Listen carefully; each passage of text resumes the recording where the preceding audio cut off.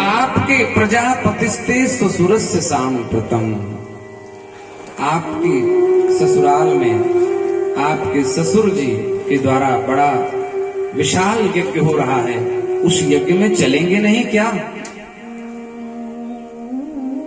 भगवान शिव ने कहा, देवी बिना बुलाए कहीं जाना नहीं चाहिए, बिना आमंत्रण निमंत्रण कहीं जाना नहीं चाहिए। हाँ, कथा की बात नहीं है, नहीं तो आप लोग क्षेत्रवासी ये सोचे कभी कार्ड नहीं पहुंचा है तो कथा सुनने ना जाए। कथा में, कीर्तन में शत्रु के यहां भी हो रहा है तो भी जाना चाहिए।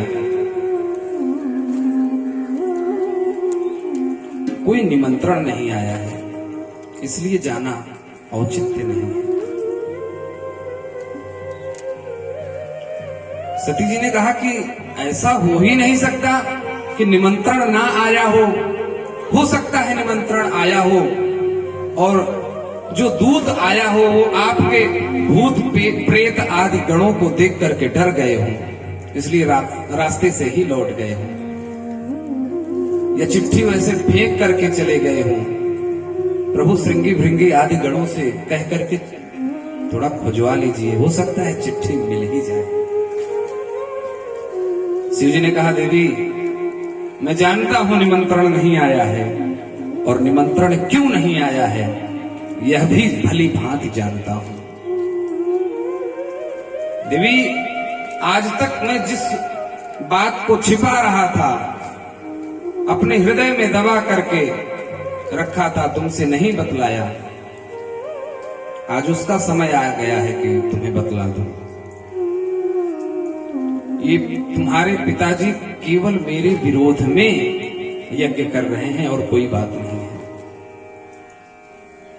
अरे मैंने मन ही मन उन्हें सभा में प्रणाम कर लिया था, परंतु उनका विरोध अभी शांत नहीं हुआ और वो यज्ञ कर रहे हैं, और इस यज्ञ में जाना किसी भी प्रकार से उचित नहीं है, ठीक जान नहीं पड़ता है। इसलिए मेरी राय मानो तो तुम भी मत जाओ, किसी भी प्रकार से श्रेयकर नहीं है, ये श्रेयस्कर नहीं है। मैं तो कहूंगा कि तुम भी मत ही जाओ। परंतु सती जी से रहा नहीं गया, बार बार अनुनय विनय करने लगती हैं कि स्वामी, अरे परिवार में, रिश्तेदारी में, नातेदारी में झगड़े होते रहते हैं, इतनी छोटी छोटी बातों पर नातेदारी रिश्तेदारी तोड़ी नहीं जाती है, इसलिए आप आज्ञा दीजिए और मैं जाऊंगी। शिव जी ने कहा, मत जाओ, ऐसी जगह नहीं जाना चाहिए जहां पर उपेक्षा होती है, ऐसी जगह नहीं जाना चाहिए जहां पर आतिथेय की मर्यादा ना हो, अतिथि की मर्यादा ना हो। आतिथेय आपको, अतिथि को देख करके मुंह फुला ले, अतिथि आतिथेय को देख करके मुख फुला ले। आवत ही हर से नहीं, नैनन नहीं स्नेह, ओ तुलसी तहां न जाइए, चाहे कंचन वर से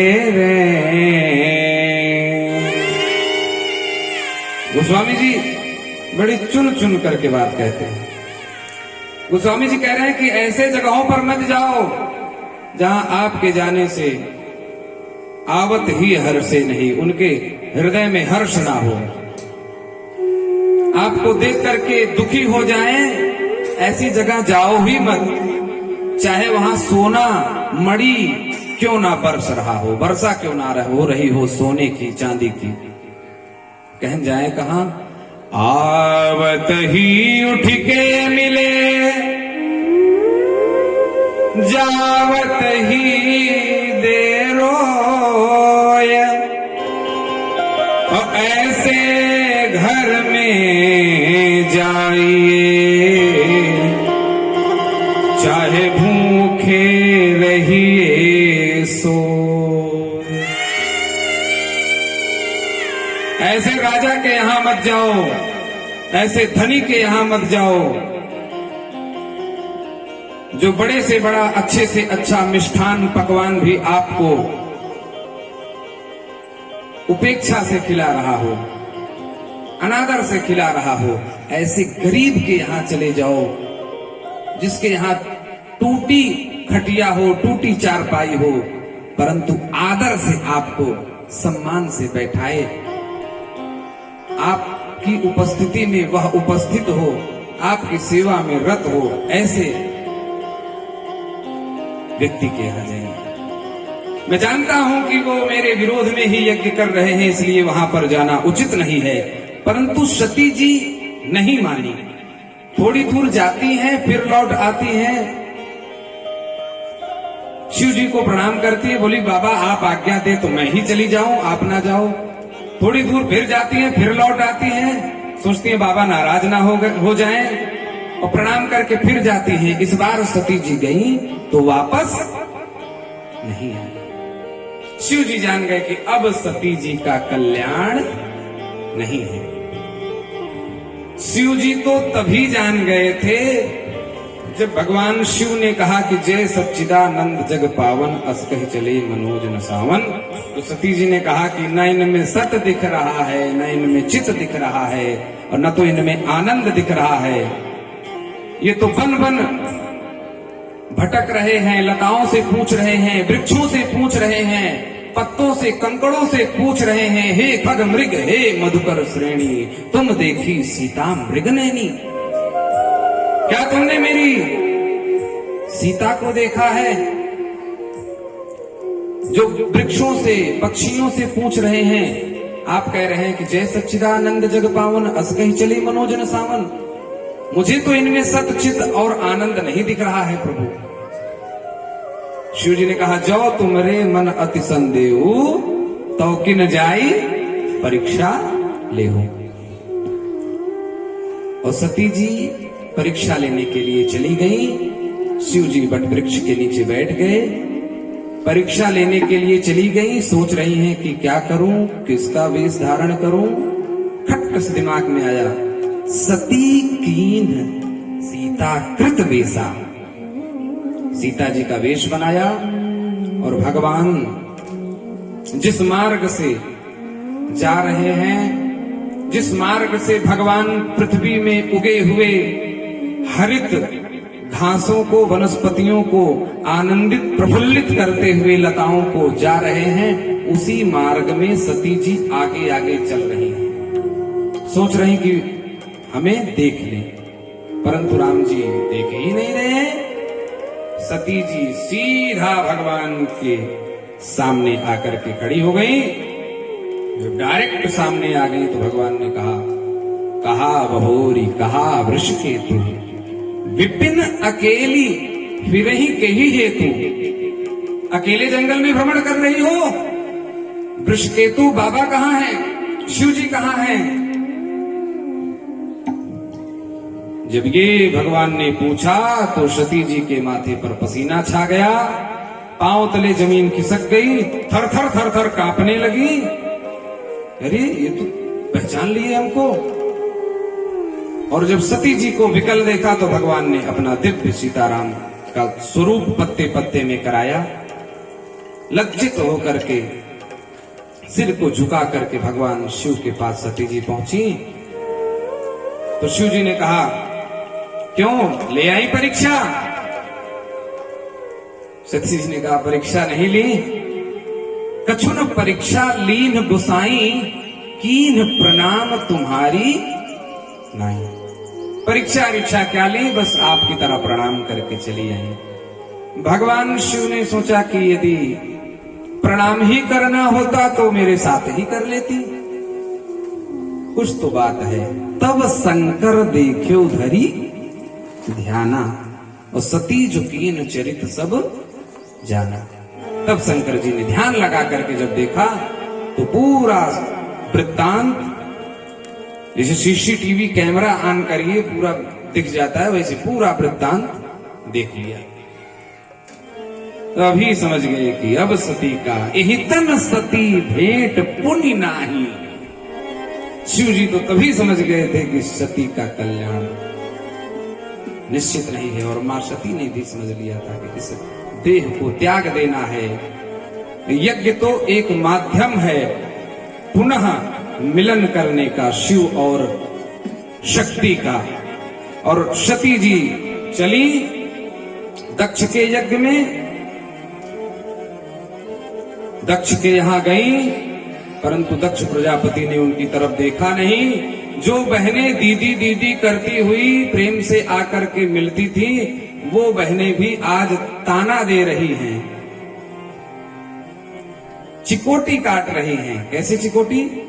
अरे बहन कोई बात नहीं, हंसी ठिठोली की चिकोटी, कोई बात नहीं, जाने दो। अरे होता रहता है, लड़ाई झगड़ा होता है, माता है पिता है, ऐसे नहीं त्यागना चाहिए। अच्छा किया आ गई बिना निमंत्रण के, बार बार इस शब्द का प्रयोग करती है, अच्छा किया बिना निमंत्रण के आ गई। अपने घर से कोई उठता है? सबसे इस प्रकार से अनादर पाया जब सती जी ने, तो उनको बड़ा दुख हुआ, बड़ा क्षोभ हुआ हृदय में। परंतु जब माता जी दिखी तो माता जी ने हृदय से लगा लिया। जब माता जी ने हृदय से लगा लिया तो तप्त शोकस्त संतप्त हृदय को शीतलता प्राप्त हो गई और सती जी प्रसन्न हो गई। मायके में मां हो तो मायका मायका होता है। सादर भलया मिली एक माता, सादर भलया मिली एक माता, सादर भलया मिली एक माता, सादर भलया मिली एक माता,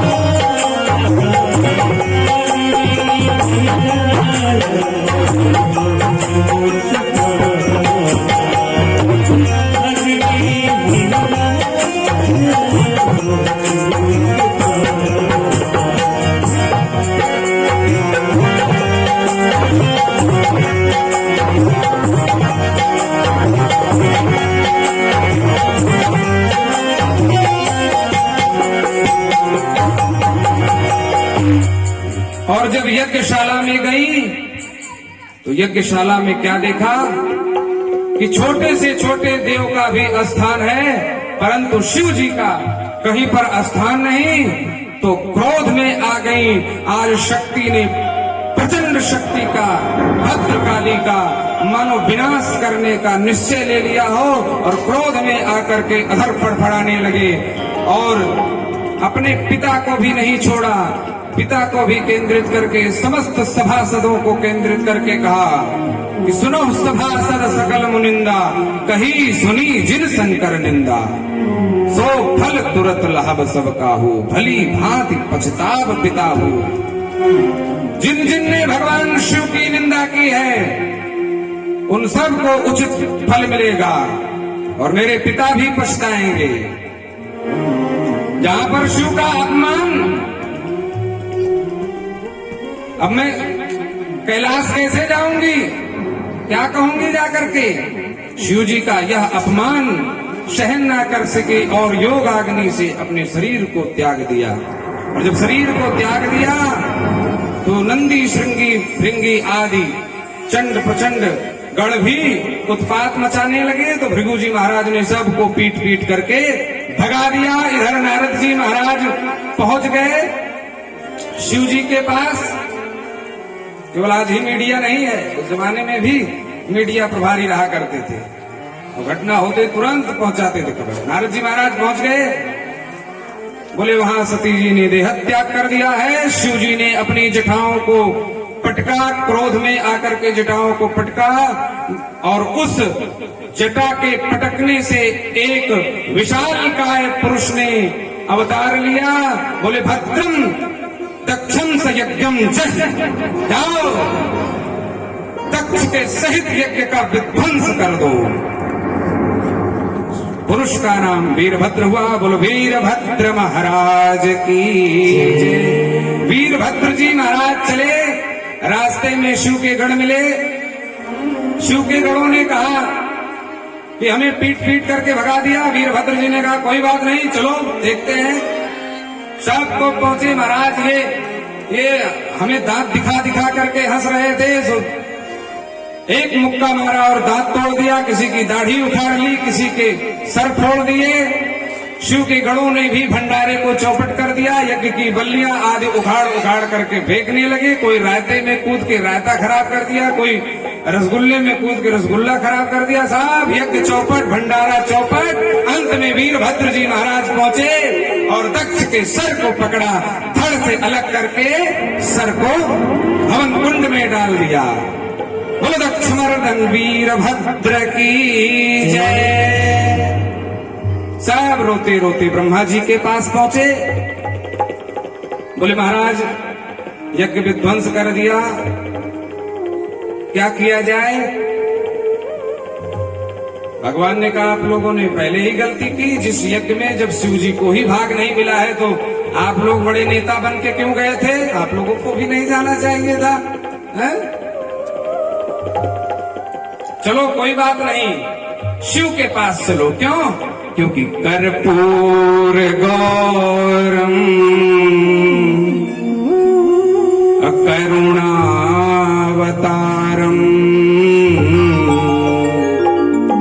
संसार सारम भुजगेंद्रहारम।